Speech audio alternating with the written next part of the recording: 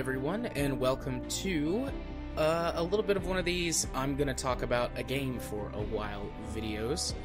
Those of you who are podcast listeners will know from this week's show that I played Fortnite this past week for the first time. That is the Battle Royale mode of Fortnite, and after playing it, I did enjoy it, and it made me want to dive into the co-op PvE mode. Now, at the time of recording, that is still, you have to buy into it, like an early access game. It's going to be free to play later this year. I happen to know someone who had a friend code, and they were generous enough to give it to me so I could check it out. I've played the PvE mode for 3-ish hours, and I've played the Battle Royale mode for about 6 or 7 hours. And this is sort of a, I don't know, a time-traveling video, because I've got thoughts on each of them, and before I actually record this week's show, or podcast, I'm going to play a little bit of them and talk my way through some of the thoughts I have on each one, because they're two vastly different games despite being branded as Fortnite. You have Fortnite Battle Royale and Fortnite Save the World. So we're going to dive into Battle Royale first, and I'm going to play through one round of that and talk my way through it, and then we're going to dive into Save the World, and I'm going to do something. Missions can take a while in Save the World, so I might not play through a mission, but yeah, we're just going to go through it, and I'm going to talk my way through them and see if I can figure out how I want to talk about this on the show. So, I'm going to go ahead and jump into the Battle Royale mode. Not really much going on here right now. I don't have the Battle Pass, which is just bonus rewards. So far, I've not been good enough to complete any of the challenges. The locker is just cosmetic stuff, none of which I've purchased or unlocked. Actually, I have the Founders Pack glider because I got that friend code. So I'm just going to go ahead and equip that. Then there's the item shop, where you can purchase items directly using their premium currency, which is V-Bucks. The loot boxes, I believe, are only in the PvE mode, so that's kind of nice, I guess. Not quite sure how I feel about this yet. Maybe by the time the podcast releases, I'll have sorted out my exact feelings. Also, I don't know if this is recording or not. I have the frame rate counter turned on. I've actually limited Fortnite to 60 FPS. This game is a performance hog, a CPU hog, whenever you actually start playing the Battle Royale mode. And I really struggled to record or even play this game at consistent frame rates above 60 until near the end of the Battle Royale mode, when most of the players have been eliminated and the server tick rate is up. So stuff about my specific profile, it's real bad. I don't like that you can't change your character model. They're just random in the Battle Royale mode. You can't change them. The only way to actually get a specific character model is to buy some of the cosmetics for a specific character model, and then if you equip the cosmetics, you get that character model by default. I prefer the sexy ladies to the sexy buff dudes in this game, but I mean, none of them look bad. I just wish that I could do a little more customization than just, here's my emblem color and my symbol, which I've an orange rocket. I changed it to pink in the PvE. I wonder if they're separate. That's interesting. This is the first time I've done the Battle Royale mode since I got the PvE. But over here, you have solo, go in with a partner, go in with a squad of up to 4 players. The other day, they were running 20-man teams, and that made this really fun to play by myself. I do like the Battle Royale mode okay, but I wish that... Well, let's get into it. I'll talk about some of this other stuff during the downtime in the match. Because despite Fortnite being a much faster-paced game overall than PUBG, it's still pretty slow in the middle. You'll get the jump out of the bus, And that can be pretty hectic, especially if you jump into an area with a lot of players.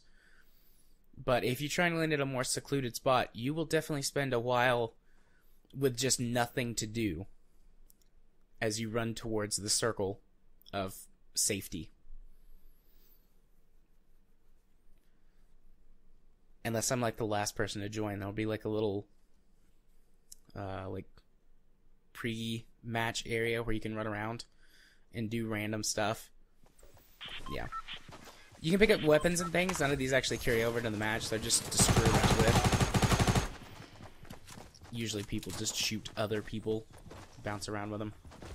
Most of the stuff in this area... Oh, there we go. Straight to the bus. So I was one of the last people to spawn, actually. Let's take a look at the map.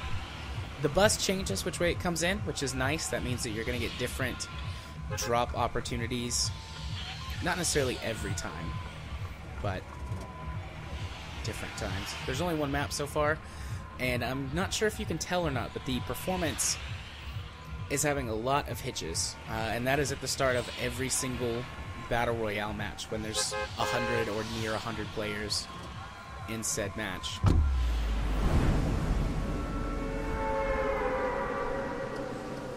So just like in PUBG, bail out and head towards your landing area. I picked Greasy Grove, somewhat near the end and away from the bus. I try to land by myself to give myself as much of a chance as possible. I am not very good at the fighting in this game. We will see if my time in the PvE mode has helped that at all. Although the PvE mode and the PvP mode vary drastically in a number of ways. Battle Royale and Save the World are basically two different games using the Fortnite, I guess you could say, engine and aesthetic. Weapons handle differently, the controls handle differently. Pretty much everything handles differently.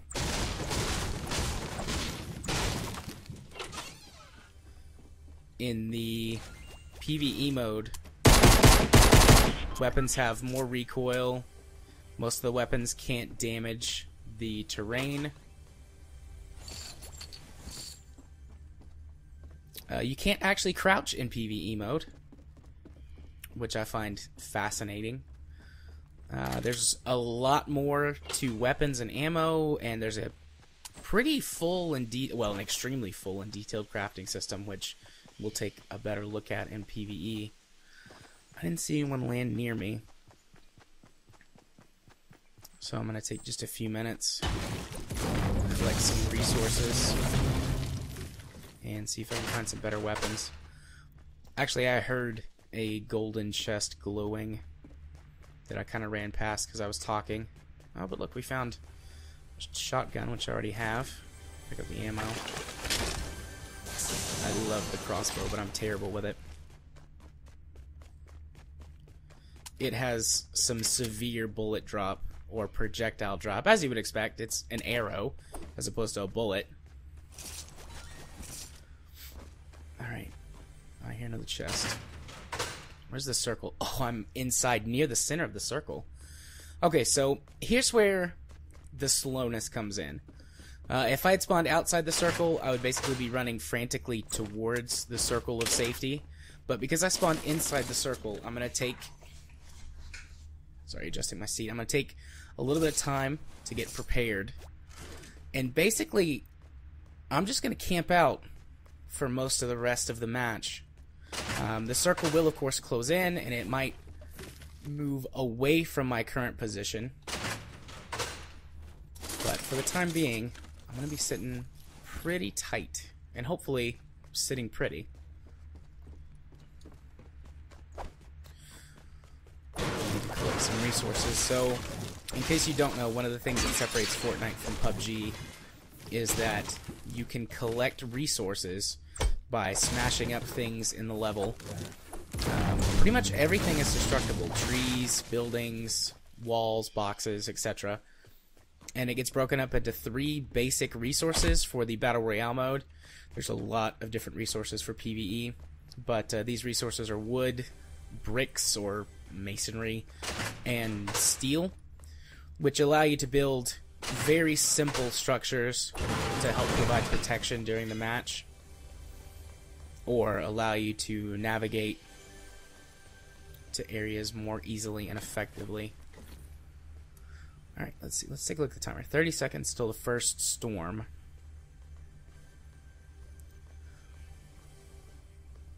It's gotta be upstairs above me. Or maybe below me. There's advantages and disadvantages to building structures. Building a structure signals to somebody, or signals to people, I am here, or I was here. And makes you potentially a more susceptible target.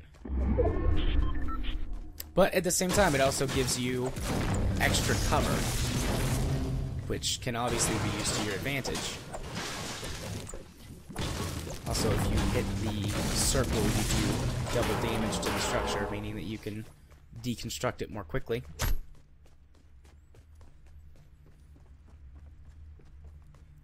But this is what I'm talking about, to this lull. I'm just kind of running around in this one little building, collecting resources, biding my time until the circle closes in.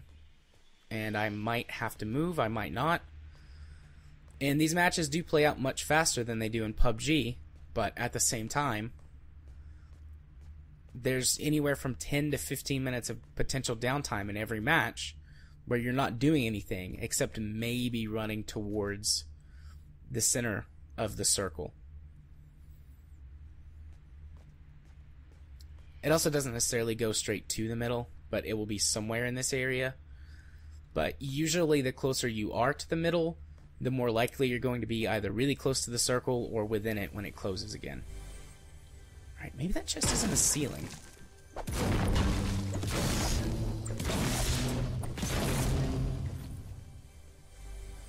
There it is. Alright. We'll very quickly build a little ramp to run up here, collect the chest.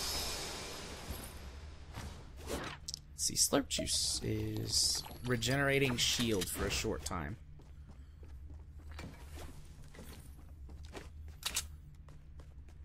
Weapons also handle very differently, like I said. Do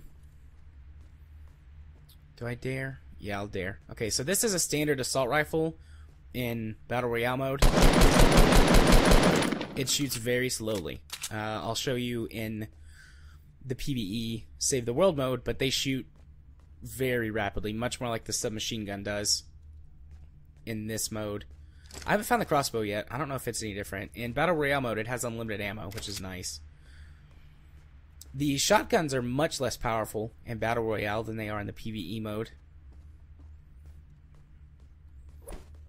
You have regenerating health in PvE, whereas you don't in this, so there's bandages and shield boosts that you can pick up. You have regenerating shield. I'm not sure if it's like some sort of energy shield or what. I don't really guess it matters for lore reasons.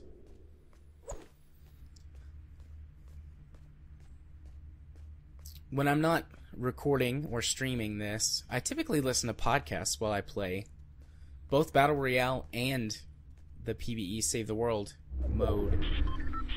Alright, yep, I'm inside the circle again.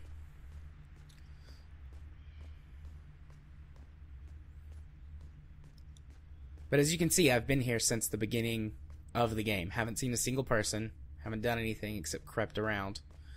And there's a certain sort of enjoyment that comes from this for a little while.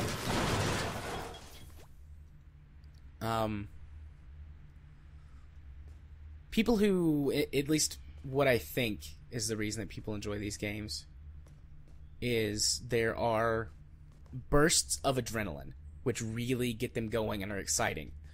In order to make that work, you do have to have these 10-15 minutes of downtime where very little or nothing is happening. And some people really like that, and I don't blame them for that. I'm not the biggest fan of it. I don't really enjoy playing the single player playing the Battle Royale mode single player. Whenever I have a partner or a group of people to play with, it's much more fun and enjoyable because I have people to talk to, I'm hanging out with my friends, we really get into it sometimes, and we're talking tactically, coordinating building structures, or maybe flanking someone's position or something like that. And due to the sheer size of the map, there are many opportunities for you to do such things. So when playing with a group, Fortnite Battle Royale is incredibly fun. But when playing solo, I find myself doing this match after match after match, and I get bored. Or the alternative is, for someone of my skill level, maybe if I was a lot better, this wouldn't be the case, but for someone at my skill level, I drop into an active hot zone where, you know, bunches of people go trying to get good loot and stuff at the beginning of the match. There's a dozen people in the area, and I get killed almost immediately. I might kill 1 or 2 people if I get really lucky, and then I get killed. And that, to me, is even less enjoyable. On the bright side, it's quick in and out. Like, I know that I'm in this game or I'm out of it, based on how well I do in the first 2 or 3 minutes. So if I only have a short amount of time, that might be the way to play. But at the same time, you never know if you're going to turn out on top and be the one who, you know, continues on. And on the 1 or 2 instances where I have done that exact thing and managed to survive, then you still spend the rest of the match with this big 10, 12, 15 minute downtime in the middle. Especially if you spawn in the center of the circle, or near the center of the circle. So you're less likely to have to move. It's entirely possible. I'm not going to see anyone until I have to move to stay in the circle. My guess is when the circle moves, it's going to be, you know, somewhere here near... You can't zoom the map in or out. That's something that's frustrating. But my guess is the circle is going to be somewhere near this hill.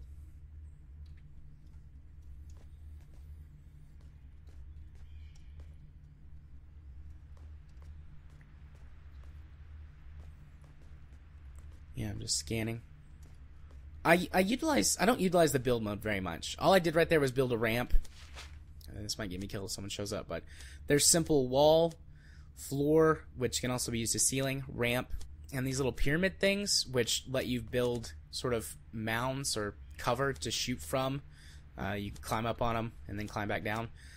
You can, right here you can see where it says edit, and you can click on this and you can change your cover, which will do different things. Like moving those two means that if I build there, I'll have a door. If I do it like this wall will have a window. You can remove all of these to create a cover wall where you can like crouch from behind and shoot out of. And the different... Well, shoot, I gotta undo this. The different... I lost my train of thought. Oh, the different variations, though, in the Battle Royale mode are pretty pointless. Number one, they take a while to sit there and figure out what you want. Of course, if you get better, you could go through it a lot faster. Oh, and look, there's the... Yeah, like I said, the circle moved. If you take time to get good at it, I'm sure you could get faster. And I've gotten faster at it from playing the PvE mode, where that is makes a lot more sense to build different types of cover and rooms with doors and stuff like that. But most of the time in the Battle Royale mode, as soon as someone goes to put up cover, they build a box around themselves to give themselves a chance to survive any incoming fire. And then that's it. Boxes and ramps. That's all almost anyone ever builds. And that can be effective to save your life, but it gets really boring really quickly. And on top of that, I don't know how people can do it so fast. Probably if I run into somebody out in the open, we'll get to see it. Alright, there's a guy.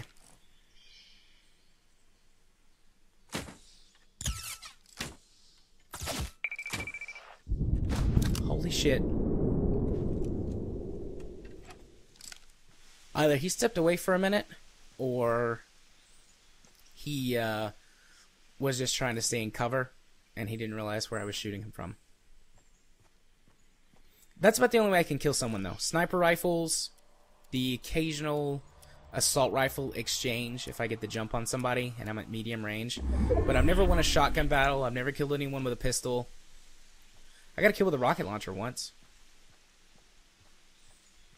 As far as I know, those balloons dropping are supply drops that have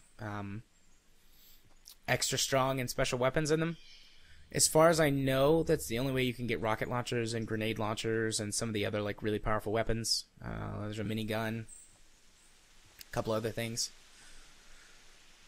But I've only ever gotten one of them. I got a rocket launcher out of it.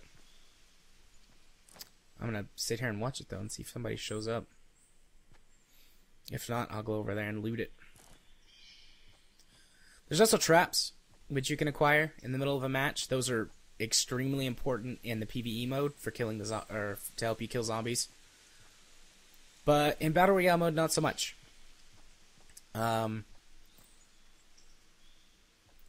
If I explore a little bit more, I didn't really explore. I stayed super put in this match just because I'm focusing a lot on talking.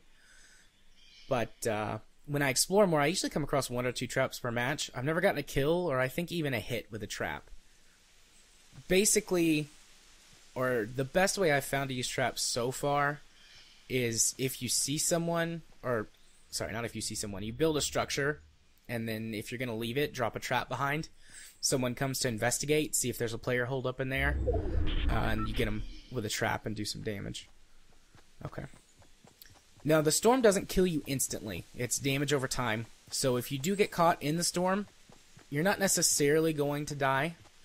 But it will start draining your health, and if you're like way outside the storm on the other end of the map, you're gonna die. Okay, that still works. I haven't tested that yet. In PvE mode, you can shoot down the balloons. Oh look, there's a trap. Alright, grenade launcher. And I guess I don't need grenades since I got a grenade launcher. I don't need bandages because I got a health pack. So I'll take the shotgun. The impulse grenades just push people away. I mean, that can be useful. But I don't have enough skill level to use them, I don't believe.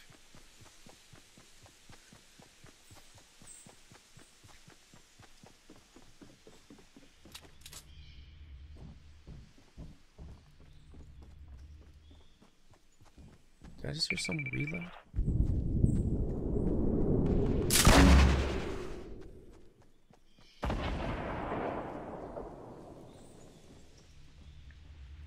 Alright, I am just barely inside the circle.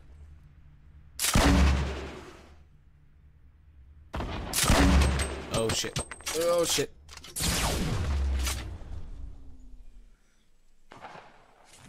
Well, let's use that medkit. Or not. I assume that when I destroyed that wall I was exposed. Yep, that's Battle Royale mode. I spent, what did I say? 15? Looks like 15 minutes hanging out. I got 1 kill with a sniper rifle, and then I got killed towards the end of the game. And that's it. Also, you spectate whoever killed you until you leave or they die. And if they die, then you spectate whoever kills them, and so forth until the match is over or you quit. So let's go back to the lobby. That's the Battle Royale mode, and like I said, it's... Just to really quickly sum it up, I like it. Asterisk. Especially if I'm playing with friends. When I'm playing solo, I get real bored. I've tried playing with duo and squad, going with randos, but you're just as likely to get someone with a mic as without, and even when you get a mic, someone with a mic, you're just as likely to get someone who's an asshole as opposed to helpful. That's just the nature of online games. So squad's not so bad because you have 3 people, so that increases your chances of having someone to communicate with, or at the very least, if they're all silent or jerks, you can just kind of pick one and stick with them. But for me personally, the Battle Royale mode is okay alone, but really good with friends when you can get into it and get into the tactical aspect. As for like the base mechanics and things, the game is really solid, and playing, like I said at the beginning of the video, playing the Battle Royale mode really got me interested in the PvE mode. So let's swap to the co-op PvE mode. And for me, this is where the game shines. The PvE mode was what was originally designed and originally released, and due to the success of Battle Royale... Oh. I guess I played last night. A question might change. Anyways, due to the success of Battle Royale with PUBG, they built the Battle Royale mode, and I guess it initially started as more of a tacked-on thing, but it very, very quickly became super strum popular. away, maestro! So this is their equivalent of loot boxes for this game. They're piñatas who say things and follow your mouse. You smack them open with random objects. Adios! Enjoy! Ooh, I got a throw. That's nice. Ah! I'm just gonna open all of my daily I'm feeling lucky. loot. Oh yeah! Pretty good! So, there are like 40's a stretch. There are a lot of systems in this game that I haven't gotten to or unlocked, so I'm not 100% sure how they will work. So, off the bat, the PvE mode has got a ton going on for it. It's got what I think I'm going to refer to as the Warframe problem of having so much shit for new players that it can be really confusing and disorienting. Which is probably not the best, but it only took me a couple of hours to really figure out at least what I had unlocked at the time, and just take everything as it comes. So for starters, you've got play, and this just shows what current quest you're on. There are a ton of quests. I've completed the first 3 pages. There's 10 pages for this Stonewood area, and then there's a second area which I can only see the first page of. I assume, though, that there are a lot of areas, because here's the map, and as you can see, you can scroll way around here. This purple stuff is the storm from the Battle Royale mode. That's what makes up like the area outside the shield, or the safe circle. And the conceit, or the story of PvE is you're doing things to diminish the storm so that you can expand farther outward. As far as I can tell, the Battle Royale mode uses a completely separate map from the PvE mode, but as you can see, the overmap is covered by purple stuff, and it's really difficult to tell when you're down on the ground. But I think they're completely separate. So let's just go through the systems really quickly. You have your hero system, which if you're playing either solo or with friends, which you unlock it, you can get defenders, which act like pets, or summons that can help you out. And these are your special defender people cards that you get. And then you have squad bonus cards where you can equip heroes to your primary hero, and they share stats and give boosts. And I think that you can actually swap out mid-mission at some point. I saw someone say that. I'm not 100% positive if that's true or not. Squads. So survivor squads give you stats, base stats to your player. Defender squads give stat boosts to your base. And expedition squads can be sent out to gather crafting resources for you, so you don't have to worry about it personally, or at least not as much. The armory is that first screen I started at. So you have schematics. These are all of your schematics for the crafting system, which all of your weapons and traps are shown here. Each of these schematics can be upgraded. As you can see, they have star ratings, and the higher the rarity, the higher that you can level them up to. This little power symbol is their power rating. Missions have power ratings that it recommends that you have weapons and gear and heroes of that level or higher. Obviously, you can recycle these to get experience and crafting components. Right now I can only recycle gray stuff. There's a research or a tech tree that allows you to recycle and craft higher level cards, higher level items. Let's go back. Here we have the hero screen. I just unlocked these 2 heroes, or just received these 2 heroes, and this hero? I don't remember getting this one. Cool. It's another sexy lady hero. I like those. Ramirez is like the default starter hero that you get. I've already got her leveled up to her max level without using some special resources, which I don't have, to upgrade her rarity to continue leveling her up. But this is the...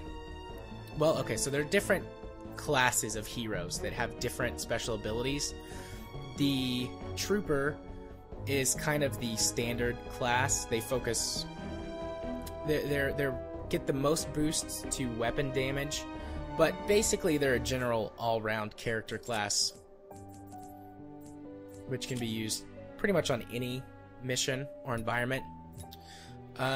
This hero's an assassin. This is my first assassin, so I haven't used them yet. I don't know how good she is or what she can do. The assassins focus on melee combat, but that's really all I know about them. Also, Enforcer is new. I haven't seen him before. I don't know what he does at all. Controller. Oh, he's listed as an Outlander class. Okay, the Outlander class... Actually, I don't know what they do. I haven't played an Outlander yet. And then the Constructors get boosts. They focus on building, so the base building aspect of PvE mode and things like that. They get boosts to building bases. They can create decoys. Some of them can create turrets for defense. So that's handy. These guys can be recycled too. Sort of your standard card model. Recycle the lower level cards to get crafting experience and ability, or crafting experience and items, which you can use to turn these guys into higher level versions.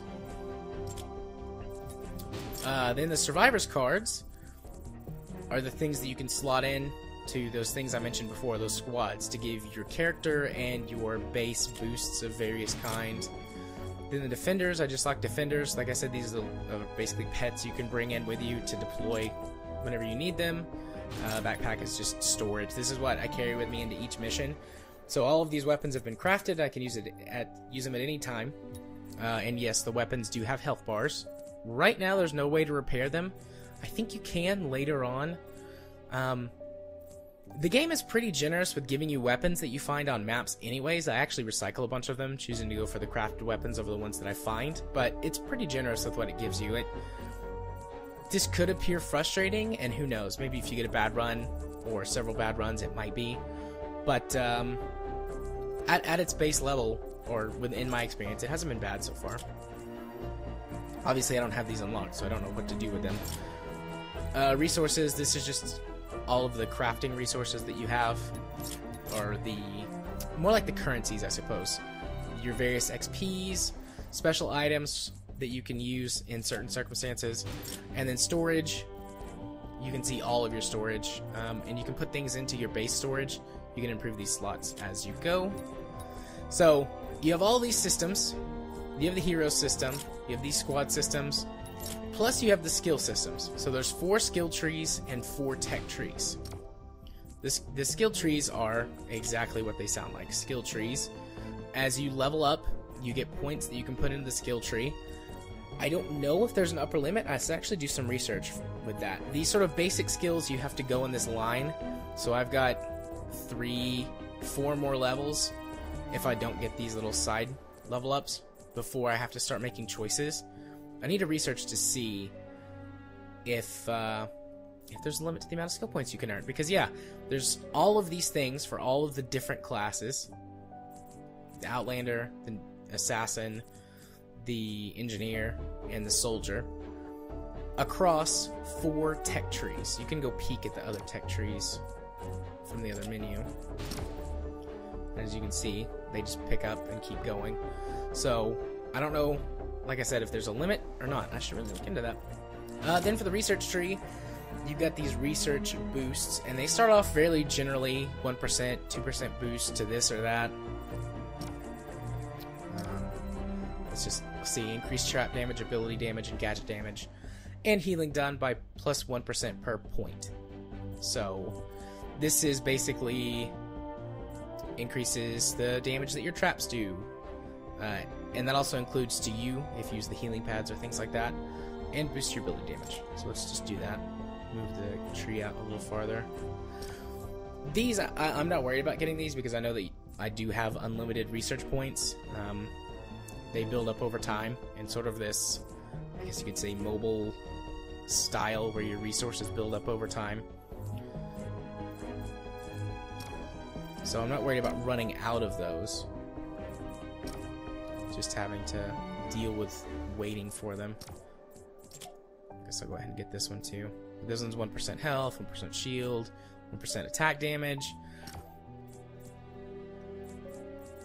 Then you can get the second research tree, which is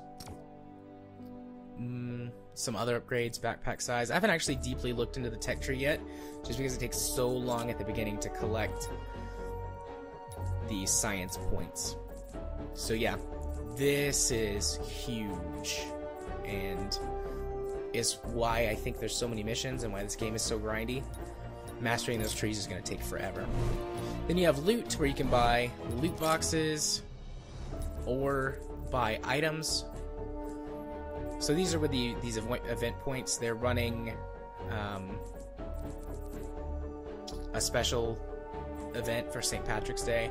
I need to see when this ends, because there are some things that I'd like to buy with these little points I build, like the armory slots to have more storage, maybe some of these top level crafting resources to have, but I will look into that later. Then this is where you can buy the upgrades to the game.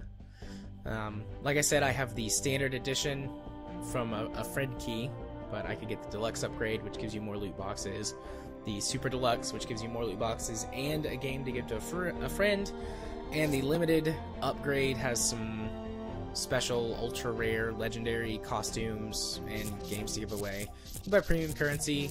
I don't recommend doing that. The game gives you a bit. I've had 200 V coins in total.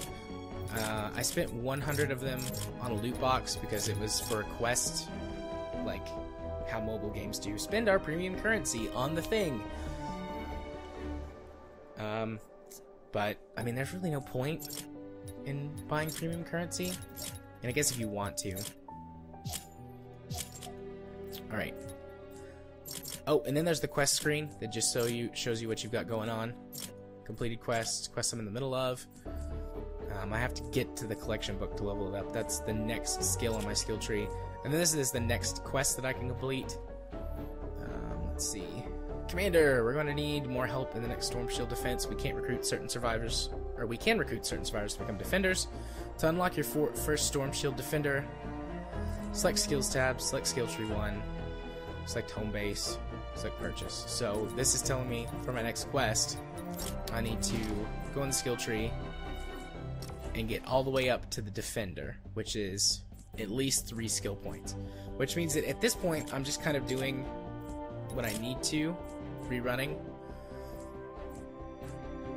unless this specific main quest is going to give me what I need. So let's find out. Oh no, this is just taking me here. Okay. You have to do these in order, by the way. Unless this one, because it's a mission one, will allow me to skip, you have to go in order of unlock. So what I'm going to have to do is just go to the map and rerun some of these missions. So I'll level up my Storm Shield. I don't know, I'd have to go in to check. For starters, this is my home base, and this area is persistent.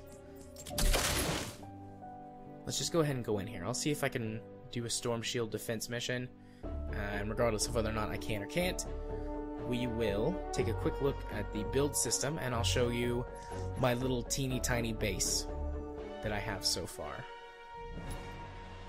Okay, and you can see here where it's pink with a trophy, so I guess they're not static. Now, I've got it set, just for the purposes of recording this video, to private. No one can join me unless I invite them. But you can set it to public, so you can just join up with anybody who's going to the same area, or you can set it to friends only, so only your friends can join you if they're online and they see you.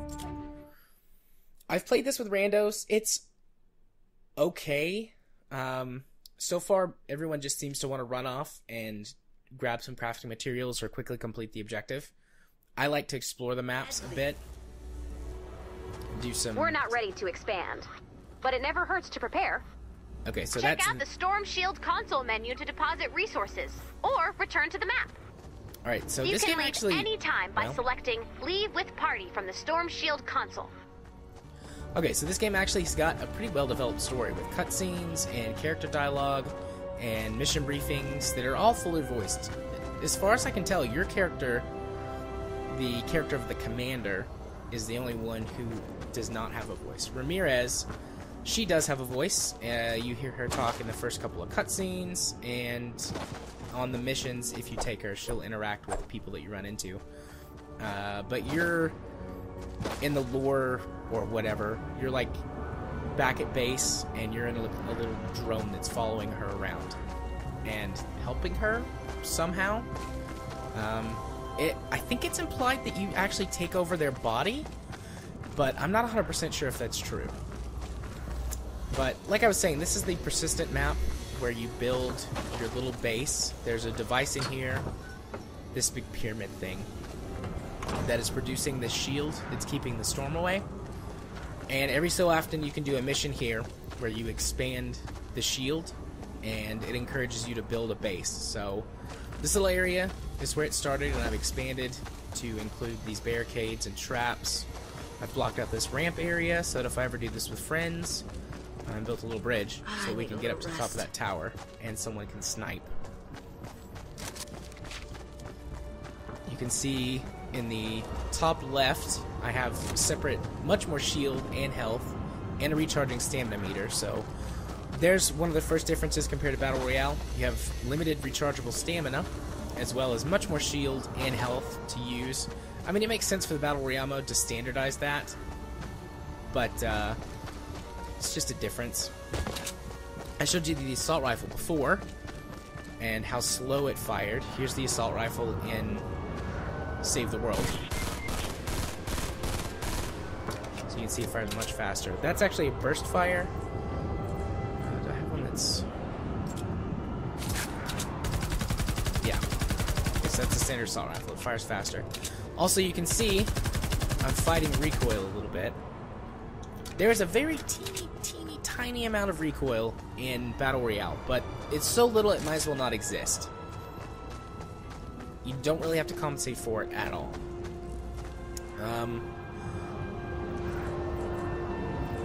But as you can see, there's a larger variety of weapons that you can acquire and craft in the PvE mode versus the PvP mode. And if you need ammo, instead of having to find it and get it in small quantities, if you're in the middle of battle, you can just hold down R, and it will automatically start crafting ammo. Let's take a little look at the crafting system, or the building system in Mission.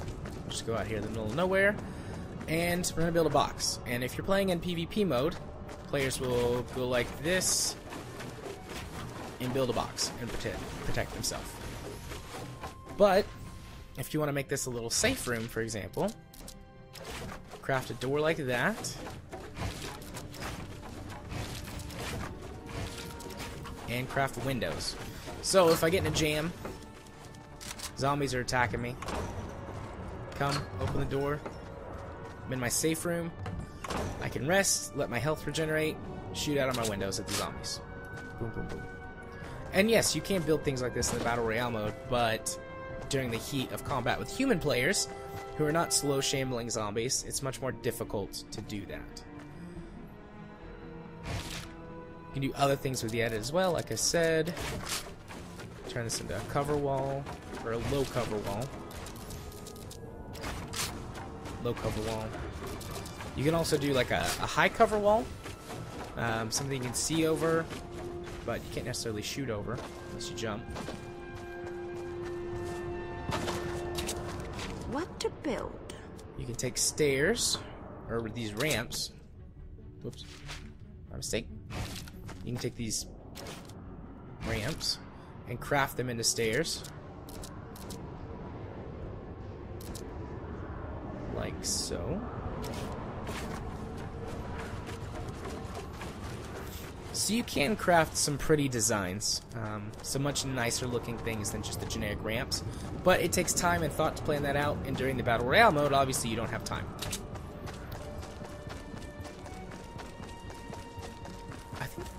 all we can really see here. These are traps, I should say, or can point out. The reason there's so many here is in the first mission it tells you to put a bunch of traps down right here where the zombies are coming up, but they actually come from all directions. Eventually I'll expand and add more traps, but these spike traps slow down zombies and slowly damage them. These traps shoot spikes out. They zap zombies. I've got mine here too.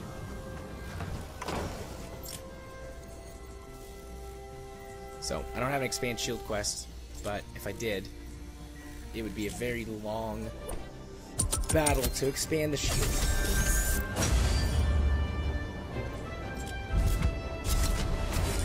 And I got a little bit of XP.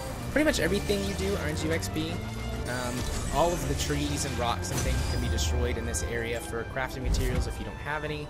Otherwise, you have to go out on a mission to get crafting materials and complete said mission and get way more XP for doing so. We will do that here quickly. Although, I see I'm rapidly approaching, if I haven't already hit the 45-minute mark. My timer's a little bit off. I had a syncing issue at the beginning, but obviously you won't know that because I will have cut it out. But if you want to rerun a mission, you can pick an area. You can just hover over it and see what you're going to get. So for this area, you can get Hero XP, Survivor XP, and Spring It On Gold, which is that special currency for this month. This has Hero XP, Schematic XP, and this has Hero XP and Copper Ore. Copper Ore is one of the rarer resources for building weapons and traps. I've got a good bit of it right now, so I'm not worried about Copper Ore. And you can see they have difficulty levels. I think I'm going to go for the suburbs.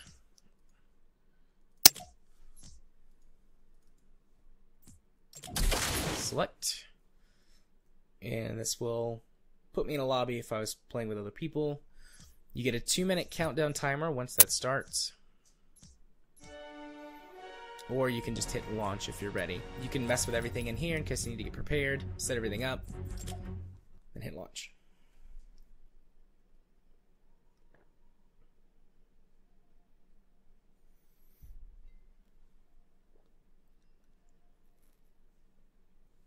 Take a quick drink of water. It's getting parched. This video is turning out to be way longer than I thought it would be. But hey, that's okay.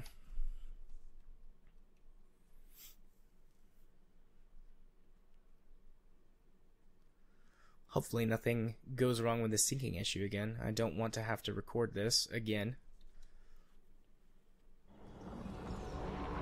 You know the drill. Stay cool, don't die, kill Klaus.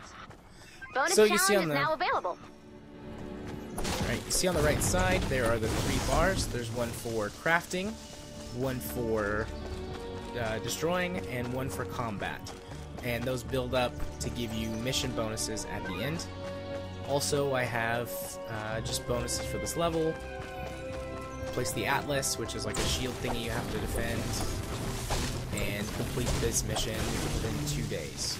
There is a DayNight Cycle. It doesn't really make much of a difference other than things like more purple. So something you should notice right off the bat compared to the Battle Royale mode is that all of this stuff, or most of this stuff, is lootable. Because there is more than just wood, steel, and bricks for building. There's a whole crafting system for the ammo, the weapons, the traps, stuff for your hero XP, level ups. You can find weapons and traps inside of things. It's pretty easy to break down what you want to get from where. If you see cases... Oh, wait. A survivor can be heard nearby. So one of the resources you can get are survivors. You can usually find 2 or 3 in every mission area. Some mission areas have more. I haven't found any that have none yet. I'm not going to worry about him. This isn't the purpose of this. Anyways, like I was saying, you can figure out sort of what type of crafting material is going to be where. If you find cases, ammo cases, or tool cases, or things like that, well, ammo cases always give you money, but the tool cases typically give you higher level crafting materials and special items. Ammo. Yes. You can also find weapon crates lying around, which always give you weapons.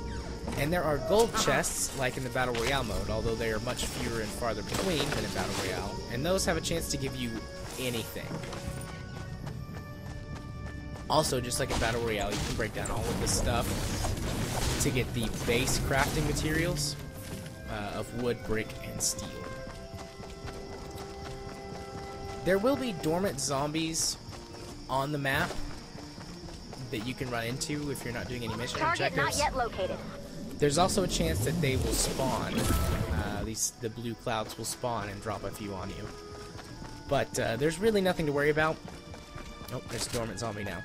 There's really nothing to worry about. When you get too close, they'll wake up, or if you start shooting, they'll wake up. But unless you just let one of them kill you, Heads up, people. they're in so few Taken numbers, down. you don't have to worry about it.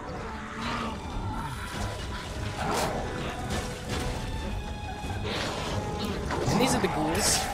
That's what the game calls them, ghouls. They're zombies. They come in different varieties.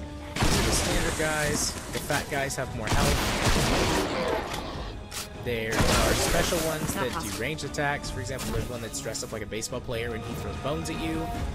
There's a witch one that throws like exploding zombie heads at you. There's this bee guy. If you get too close to him, the bees attack you.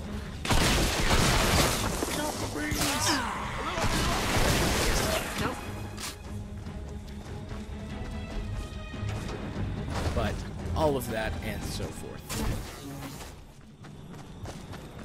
Let's see if I can find... Okay, so there's a survivor right here, so I'll go ahead and do one of these if it triggers. So there's survivors that you can find. Some of them are just trapped and they need to be rescued. Some of them are being attacked actively by zombies. It looks like this guy's just trapped in here. Thank you. This target's a tricky one. Keep searching. So, yeah. He will return back to my base as a new survivor that I can use or recycle, which sounds terrible for people. And then they give you a small reward for finding them. So you can see the map here.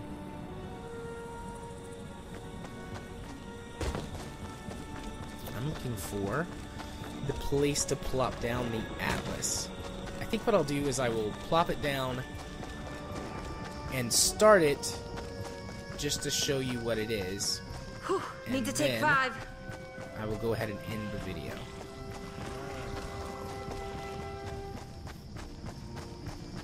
And I will have to find it. Even if the timer runs out, I'm not going to be told where it is. Although that might be it over there. That blue circle on the map. Here they come. There's Survivor. Hey, help me out. So this is one of the other ways that survivors show up attacked by zombies. Need and have help.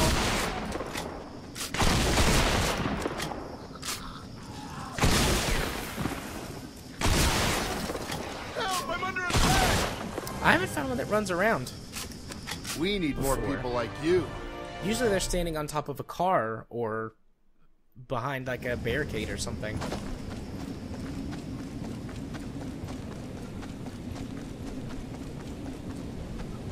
Huh.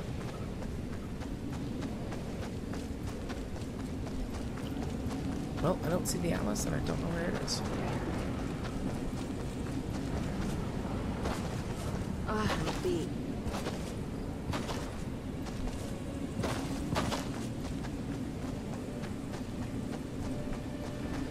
So, here's what we're gonna do. My throat's starting to hurt.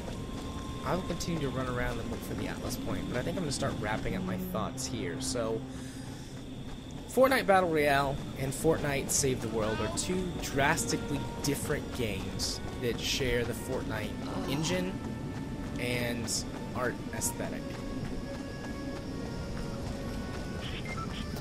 I like them both. I prefer Save the World. Part of that, I think, is I don't quite get the Battle Royale genre, and I don't quite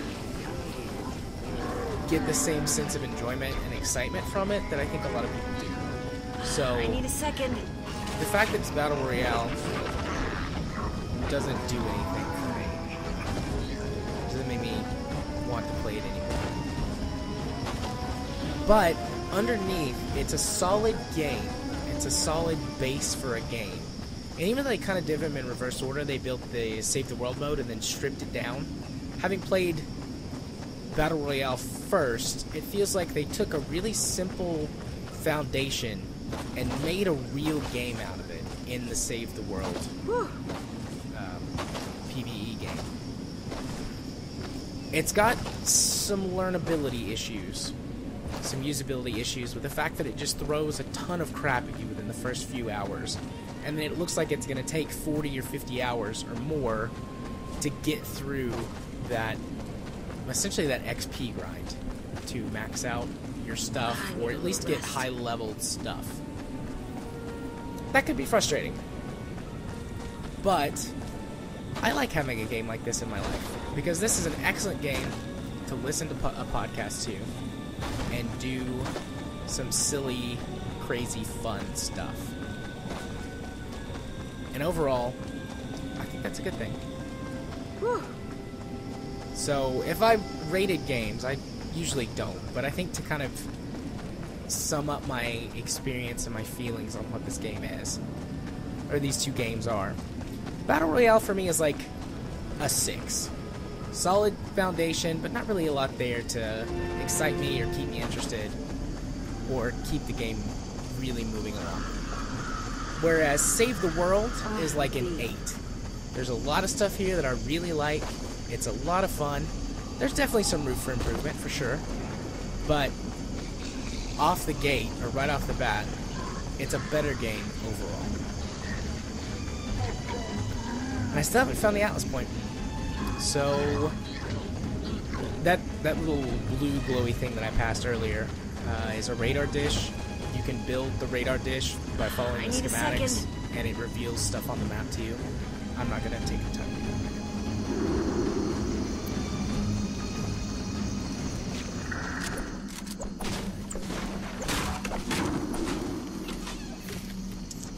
So yeah, that is... Oh, there's a survivor. That is how I feel about the 2 Fortnite games. I hope that if you found this, and you don't listen to the podcast, that you will head on over to the podcast and listen to the whole episode, where I talk about this in depth with my co-host, Gaming with Rage, also known as Caffeine Rage. Thanks for watching. I hope you enjoyed it. If you did, why don't you think about subscribing to my channel or hitting that like button up there? I'd really appreciate it. If for some reason you didn't like it, feel free to exercise your right to hit the dislike button. Regardless of whether you liked it or not, I'd love to have some comments down in the comment section below. We can talk about whatever it was you liked or didn't like. If you want to find me in other places and support me in other ways, you can do so by following the link in the description to my Patreon. You can also follow the link to my Twitter page, or just go to Twitter and follow me at JMA4707. If you want to watch me stream games on Twitch, you can do so over at twitch.tv/JR34707, and the link to that is also in the description below the video. If you want to hear me ramble on about video games for hours at a time with my partner in crime, Caffeine Rage, you can do so by following the link to our podcast, bglpodcast.podbean.com. Until next time, bye-bye now.